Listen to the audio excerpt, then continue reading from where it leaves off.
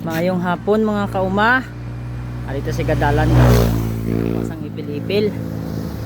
Buhay magkakambing na. Sa kamultikab naman ang puno saang napye, asang ipil-ipil. Garas-was. Halinta sa akong magulang naghiram ko multikab. Tapos nagyan ko nga ipil-ipilan ba. Pagdamo, subi ko ako na lang. Tuloy dugay ko na siya nakita andre. Karno nakapanahon nakadto dire. Amo ni siya kung may amo lang ning livestock nga pisan lang ang kinanglan ba, kasi pagan lang gid ang kailangan. Di mo siya kinanglan feed sabi. May panahon ka kag may pisan ka, pwede na. Amo niyo, isa sa mga idea i-share ko sa inyo. Mga quarry nga area. Damo na sang ipil-ipil katubo. Tanda na oh.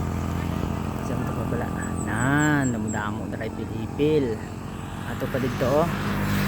Na. Actually, ara lang ta sa punta lang ng ipangwa ko. Kaya wala ko dala lagaraw. Puno isa ka mo.